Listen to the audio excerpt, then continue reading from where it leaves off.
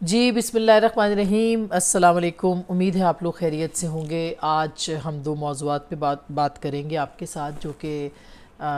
Development ہے اور آج دن کی ڈیولپمنٹ ہیں، جبکہ انتخابات کے حوالے سے بھی سپریم کورٹ کے اندر جو ہے وہ معاملات چل رہے ہیں۔ اور اس کے ساتھ ساتھ یہ بھی آپ کو بتا دیں کہ یہ جو موضوع ہے یہ بیسکلی جنرل فیض حمید کے کو جو نوٹسز جاری کیے گئے ہیں، اور جو جسٹس شوکت عزیز صاحب جو ہیں ان کا جو معاملہ سپریم کورٹ کے اندر چل رہا ہے اس سے متعلق ہے۔ آپ کو معلوم ہے کہ جولائی 2018 کے اندر جسٹس شوکت صدیقی جو ہیں انہوں نے ایک بار سے خطاب کیا تھا، اور اس خطاب کے دوران انہوں نے یہ بات کہی تھی کہ ان کے اوپر دباؤ ہے کہ نواز شریف صاحب کے خلاف فیصلے جو ہیں وہ سنائے جائیں، اور ورنہ ان کے گھر میں کچھ لوگ آئے اور ان سے کہا کہ ہمارے 2 سال کی محنت جو ہے وہ ضائع ہو جائے گی اگر آپ نے یہ فیصلے نواز شریف کو آپ نے جیل میں بند نہ کیا یا ان کے خلاف فیصلے نہ دیے۔ پھر اس کے بعد ان کے خلاف ایک کارروائی کی گئی اور ان کو ہٹا دیا گیا، برطرف کر دیا گیا۔ اب ان کی جو اپیل تھی وہ آلریڈی اس معاملے کے اوپر جو ہے وہ تھی موجود سپریم کورٹ کے اندر، لیکن انفارچونیٹلی وہ اپیل سنی نہیں گئی، اور اپیل ان کی اب سنی جا رہی ہے، جبکہ چیف جسٹس جو ہیں وہ قاضی فائز عیسیٰ صاحب ہیں، اور انہوں نے اس اپیل کو سماعت کے لیے جو ہے وہ منظور کیا ہے۔ کل بھی اس کی سماعت ہوئی تھی، جس میں کہ انہوں نے کہا کہ اس کے اندر جو ہے جنرل باجوہ اور جنرل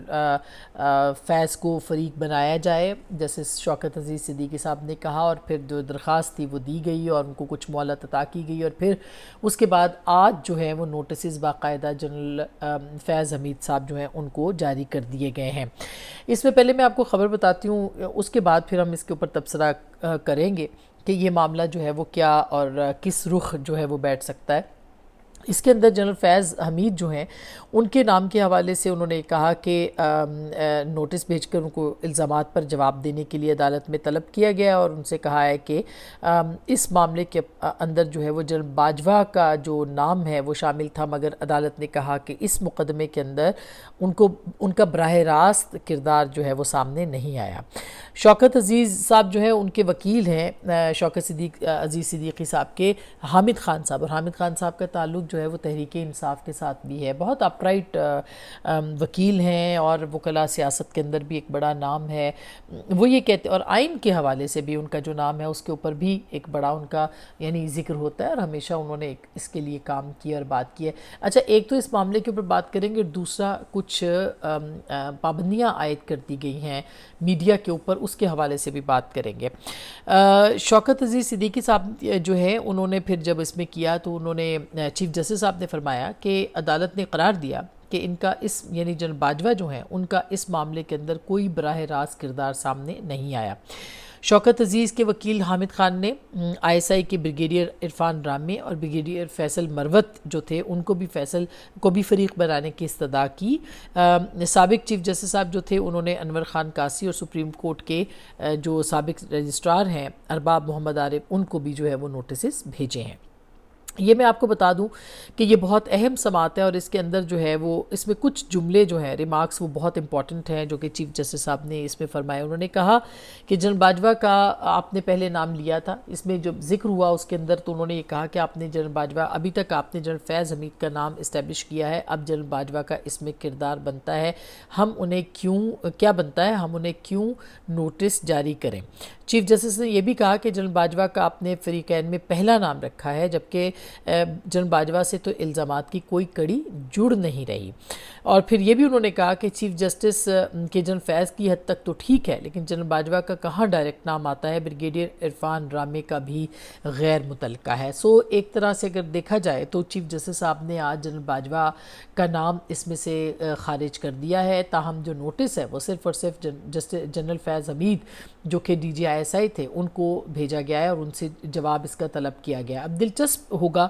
اس کی سماعت کو دیکھنا اور یہ نوٹس جو ہے اس پہ دیکھنا ہوگا کہ جنرل فیض جو ہیں وہ آتے ہیں یا نہیں آتے کورٹ کے سامنے، اور اگر وہ آتے ہیں تو اس کورٹ کے اندر وہ کیا جواب دیں گے۔ وہ کورٹ کے اندر یہ مبینہ طور پر، ممکنہ طور پر یہ بات کہیں گے کہ یہ سب کچھ نہیں ہوا، انہوں نے ایسی کوئی بات نہیں کی، یا تو وہ تردید کر دیں گے، یا پھر یہ ہے کہ وہ تردید کر دیں گے تو پھر اس کو ثابت کرنے کے لیے کیا معاملات سامنے آئیں گے۔ اسی طرح سے اور اس کو پھر ایکشنز کے ساتھ جو ایکشنز اس کے بعد ان کے خلاف ہوئے، شوکت عزیز صدیقی صاحب کے خلاف، ان ایکشنز کے ساتھ جو ہے وہ ان کو ثابت کیا جا سکتا ہے اس کے بعد کہ ان کے خلاف کیا کارروائی کی گئی، ان کے خلاف کس طرح سے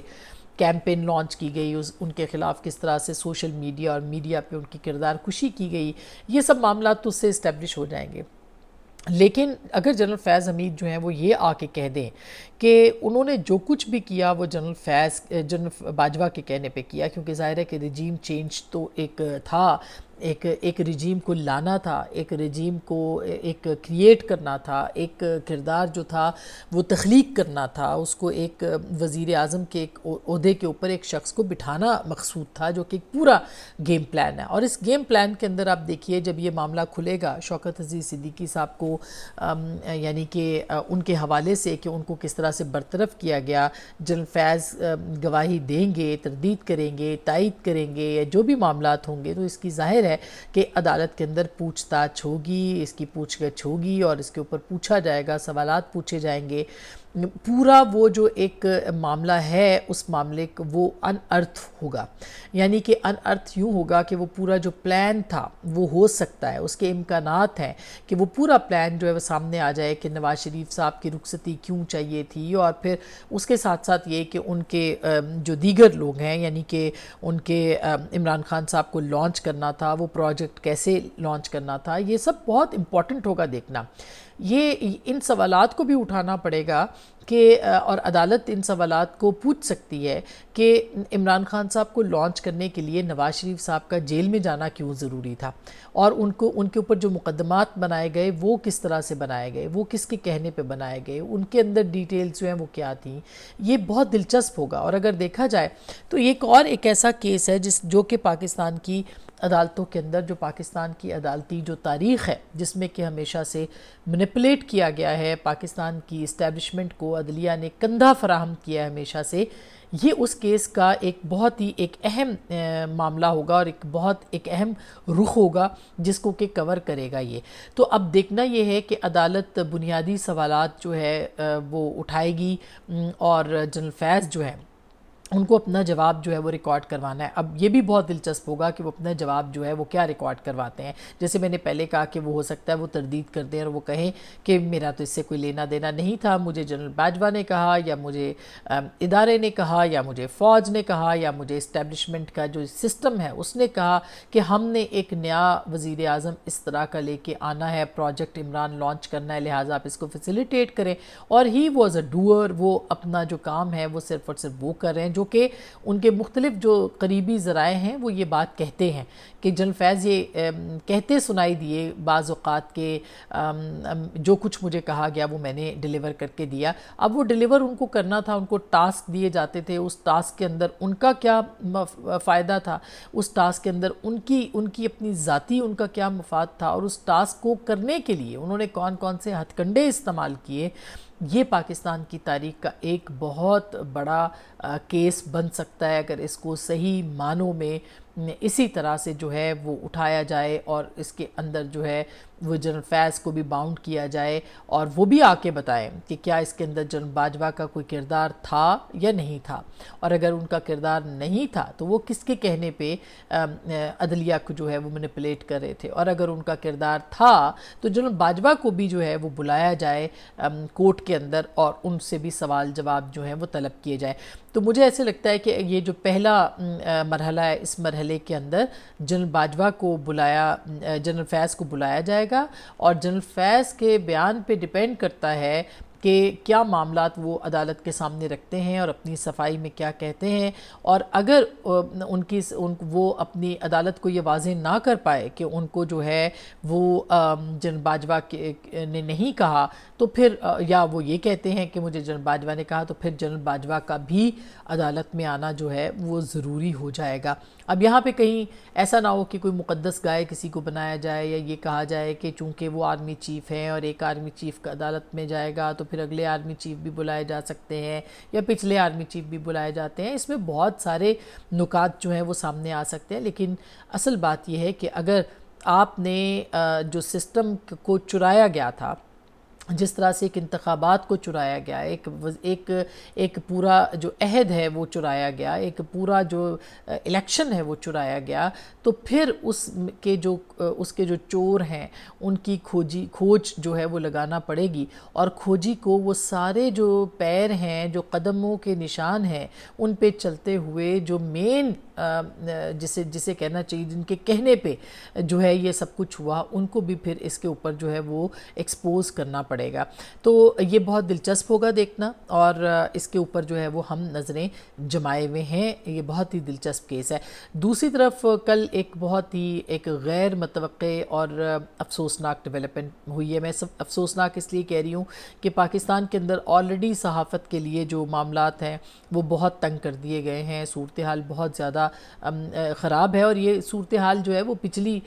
رجیم سے ہی خراب تھی۔ یعنی عمران خان صاحب نے بھی کوئی دقیقہ فروگزاشت نہیں کیا کہ وہ میسنجر کو کل کریں۔ وہ جو رپورٹر ہے، وہ جو رپورٹ کرتا ہے، جو فیکٹس بتاتا ہے، جو اطلاعات دیتا ہے، اس کو کل کرے۔ اور یہ سب میں یہ سمجھتی ہوں کہ وہ ایک بہت بڑے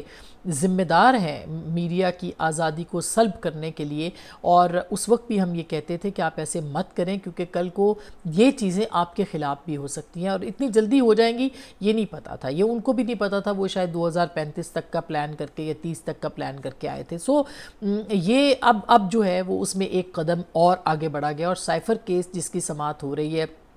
اس کی رپورٹنگ کے اوپر مکمل پابندی جو ہے وہ عائد کر دی گئی ہے، اور یہاں تک کہا گیا ہے کہ اگر اس کے اوپر کوئی رپورٹ کیا گیا اس کیس کو، تو یہ بھی ایک آفیشیل سیکرٹ ایکٹ کی جو ہے وہ خلاف ورزی ہوگی، جس کی سزا بہت زیادہ ہے۔ تو یہ ایک بہت افسوسناک مرحلہ ہے پاکستان کی صحافت کے لیے،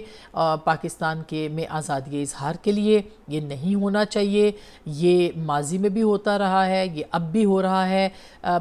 اطلاعات تک درست رسائی جو ہے وہ بہت زیادہ اہم ہے، اور اگر اطلاعات تک درست رسائی نہیں ہوگی تو پھر جو ہے وہ آپ اس کو نہ تو فیئر ٹرائل کہہ سکتے ہیں۔ میں عمران خان صاحب کی ناقد ہوں، لیکن اور ان کی بہت ساری پالیسیوں پہ تنقید کرتی ہوں، لیکن یہ چیز عمران خان صاحب کو فائدہ دے سکتی ہے، اور ان کے اوپر جو ان کی جو اتنا اہم کیس ہے یہ پاکستان کا، جس میں کہ حقائق لوگوں کو پتہ چلنے چاہیے کہ کس طرح سے سائفر کا جو ایک ڈرامہ تھا لیٹس پلے ود اٹ، اس کو جو کیا گیا، اس کے اوپر جو ہے وہ پابندی عائد کر دی گئی ہے۔ تو میرا خیال ہے کہ پابندی کسی چیز کا حل نہیں ہے، پابندی جو ہے وہ مسئلوں کو جنم دیتی ہے، مسئلے کو حل نہیں کرتی۔ ارباب اختیار جو ہیں، اسٹیبلشمنٹ جو ہے، یا جو بھی کردار ہیں، حکومت ہے، نگران حکومت ہے، وہ اس معاملے کے اوپر جو ہے اس کو یہ نہیں کرنا چاہیے، اور یہ پاکستان کے لیے جو ہے کوئی بہت اچھی اگزامپل نہیں ہوگی۔ تو ہم آپ کو اپڈیٹ رکھیں گے، اپنا بہت خیال رکھیے گا۔ اللہ نگہبان۔